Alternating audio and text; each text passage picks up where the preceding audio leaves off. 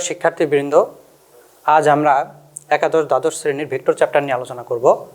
তো আজকে আমাদের আলোচনার টপিকস হচ্ছে সামুদ্রিকের সূত্র।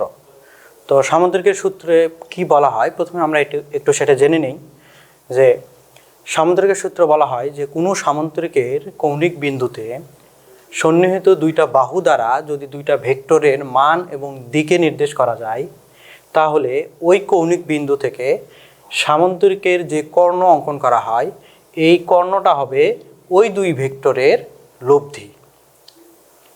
হ্যাঁ, তো এটাকে যদি আমরা আরও সহজভাবে বলি, তাহলে আমরা এইভাবে বলতে পারি যে পি এবং কিউ দুইটা ভেক্টর যদি আলফা কোণে ক্রিয়া করে, একটা নির্দিষ্ট একটা কোণ আমরা ধরে নিচ্ছি আলফা কোণ, তাহলে পি এবং কিউ ভেক্টরকে অবলম্বন করে যদি আমরা একটা সামুদ্রিক আঁকি ও এ সি বি, তাহলে এই সামুদ্রিকের কর্ণ ও সিটাই হবে পি এবং কিউ এর লব্ধি।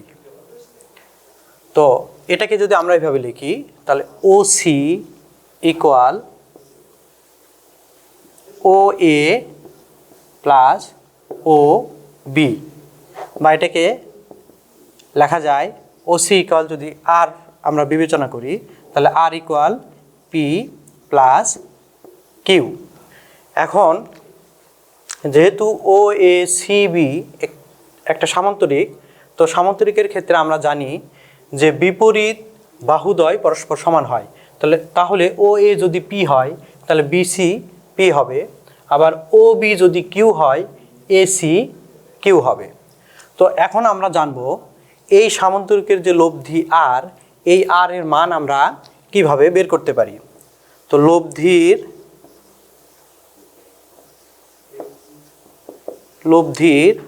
মান, অর্থাৎ এখন আমরা লব্ধির মান নির্ণয় করা শিখব। তো লব্ধির মান নির্ণয় করার আগে দেখো, আমাদের প্রথমে যে কাজটা করতে হবে সেটা হচ্ছে সি থেকে ও এ এর বর্ধিতাংশের উপরে আমরা সিডি একটা লম্ব টানি। তাহলে ও সিডি যে ত্রিভুজটা হবে, এই ত্রিভুজটা হবে সমকোণী ত্রিভুজ। তাহলে ত্রিভুজ ও সিডি সমকোণী ত্রিভুজ থেকে আমরা লিখতে পারি, পিথাগোরাসের উপপাদ্য অনুযায়ী লেখা যায় O C square equal O D square plus C D square. আবার দেখো ও ডি ইকুয়াল লেখা যায় কি ও এ প্লাস এডি। তাহলে এখানে লেখা যায় O C square equal O A plus AD whole square plus CD square. এখন এটাকে যদি আমরা 1 নম্বর ইকুয়েশন ধরি, তাহলে দেখো এখানে আরেকটা বিষয় দেখো, এখানে যে এ সি ডি যে ত্রিভুজটা হচ্ছে, এটাও কিন্তু সমকোণী ত্রিভুজ হচ্ছে। এই সমকোণী ত্রিভুজের ক্ষেত্রে ত্রিভুজ এ সি ডি এ দেখো, আমরা যদি সাইন আলফা মান বের করি, তো এখানে দেখো এই যে কোণটা আলফা, আমি শুরুতেই বলছি যে ও বি এবং এসি পরস্পর সমান্তরাল বাহু।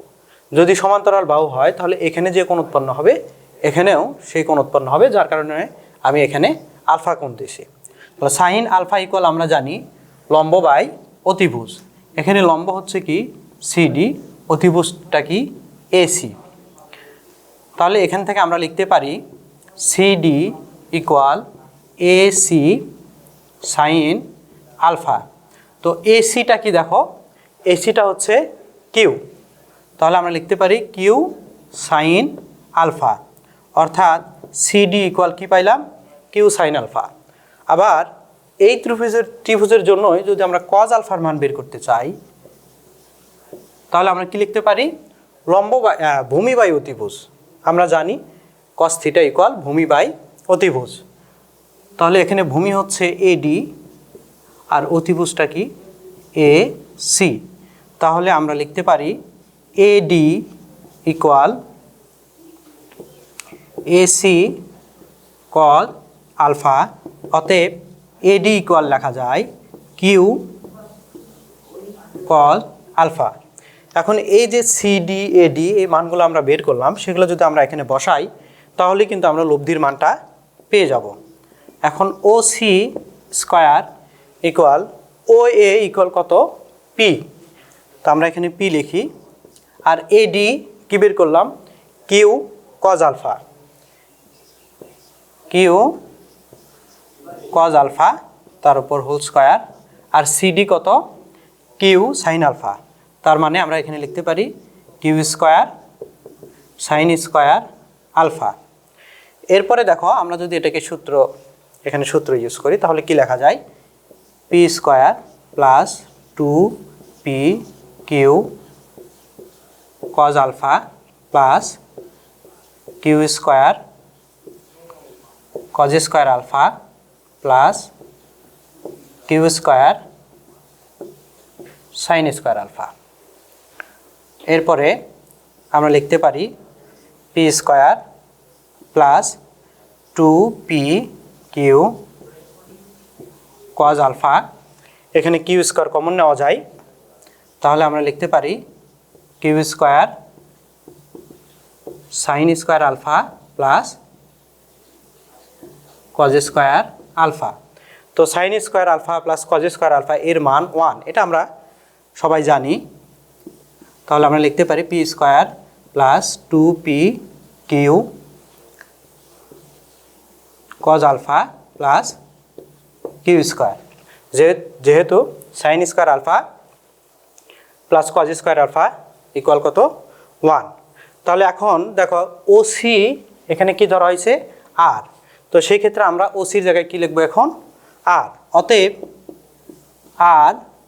আর যে স্কয়ারটা আছে সেটা যদি আমি এই পাশে নিয়ে আসি সেটা কি হয়ে যাবে, রুট হয়ে যাবে। তাহলে আমরা লিখতে পারি P square plus 2p Q cos alpha plus Q square. এটাই হচ্ছে লব্ধির মান। তো আমরা এই সামান্তরিক সূত্র থেকে লব্ধির মান কিভাবে বের করতে হয় সেটা শিখলাম। এখন এখান থেকে আমরা দেখতে পারি এই লব্ধির দিক কিভাবে নির্ণয় করা যায়। তো এখানে দেখো আমরা যদি এরকম চিন্তা করি যে এই লব্ধি আর যদি পি এর সাথে একটা কোণ উৎপন্ন করে, সেই কোণটা কত, আমরা ধরে নিচ্ছি সেই কোণটা কত, থিটা। এখন এই থিটার মান বের যদি আমরা করতে পারি তখন আমরা বলতে পারি লব্ধি আরটা পি এর সাথে কোন দিকে আছে বা কত কোণে আছে সেটা আমরা বলতে পারবো। আচ্ছা দেখো আমরা এখানে ধরে নিচ্ছি যে লব্ধিটা পি এর সাথে থিটা কোণ উৎপন্ন করতেছে। তো সেক্ষেত্রে দেখো ওসিডি যে সমকোণী ত্রিভুজ ওসিডি, এই সমকোণী ত্রিভুজে ট্যান থিটা যদি আমরা লিখি, আমরা জানি ট্যান থিটা ইকুয়াল লম্ব বাই ভূমি। এখানে লম্ব কত সিডি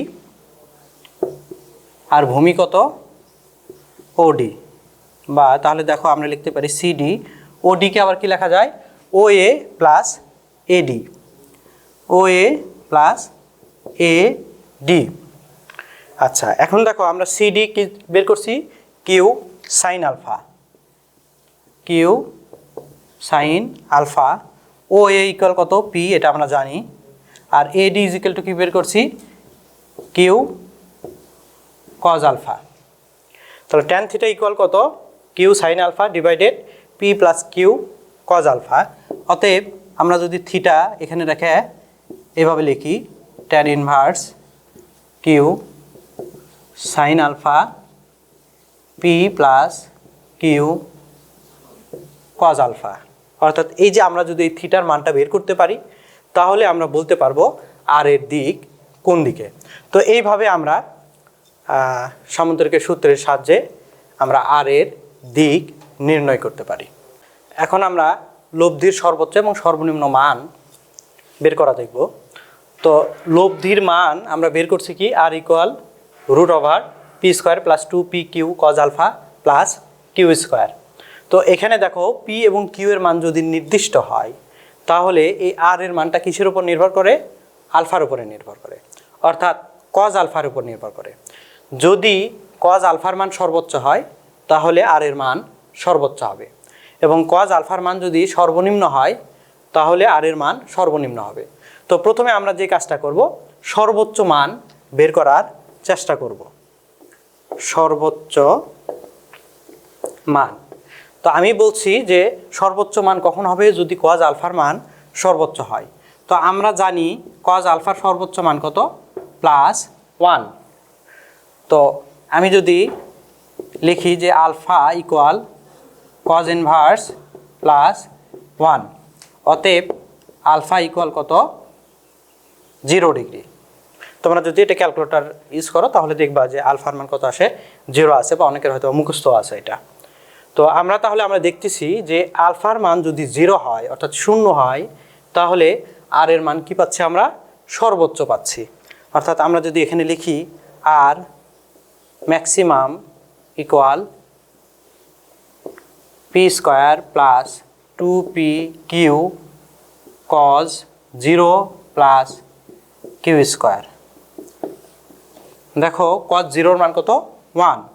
আমরা লিখতে পারি p² plus 2pq plus q² বা p plus q whole square. অতএব R maximum equal p plus q, অর্থাৎ আর এর সর্বোচ্চ মান হবে দুইটা ভেক্টরের মানের যোগফলের সমান। এখন আমরা এই পাশে একটু সর্বনিম্ন মানটা দেখি। সর্বনিম্ন মান কখন হবে, দেখো এখানে কজ আলফার মান যদি সর্বনিম্ন হয়। এখন কজ আলফার সর্বনিম্ন মান কত, এটা আমরা জানি -1। তাহলে alpha equal to cos inverse -1। অতএব আলফা ইকুয়াল কত, 180 ডিগ্রি। এটা ক্যালকুলেটর ইউজ করলে আমরা এটা পাবো যে আলফা ইকুয়াল 180 ডিগ্রি এখানে আসে। আচ্ছা, এখন দেখো তাহলে আমরা এখানে বলতে পারি যে কজ আলফার মান যদি 180 ডিগ্রি হয়, এর মানে হচ্ছে পিটা যে দিকে হবে কিউটা তার বিপরীত দিকে হবে, তবে 180 ডিগ্রি হওয়া সম্ভব। সেই ক্ষেত্রে এই লব্ধি আর এর মানটা আমরা কি পাবো, সর্বনিম্ন পাবো। তাহলে R minimum √p² plus 2pq cos 180 plus q²। বা দেখো cos 180 ডিগ্রির মান কত, -1। তো আমি যদি এটা একবারে লিখে দিই, এখানে cos 180 ডিগ্রির মান -1, এই -1টা এটার সাথে গুণ হইলে, প্লাসের সাথে গুণ হইলে কী হবে, শুধু মাইনাস হবে, 2pq প্লাস q²। এরপর আমরা লিখতে পারি p minus Q whole square. অতএব আর মিনিমাম p মাইনাস কিউ। তাহলে আমরা দেখতেছি যদি দুইটা ভেক্টর p এবং q পরস্পর বিপরীত দিকে ক্রিয়া করে, তাহলে আর এর সর্বনিম্ন যে মানটা পাবো সেটা হচ্ছে p মাইনাস কিউ, অর্থাৎ একটা ভেক্টর থেকে আরেকটা ভেক্টরের যে বিয়োগফল, সেই বিয়োগফলটাই হচ্ছে আর এর সর্বনিম্ন মান। তো এইভাবে আমরা লব্ধির সর্বোচ্চ এবং সর্বনিম্ন মান বের করতে পারি। তো আজকে এই পর্যন্তই, সকলকে ধন্যবাদ।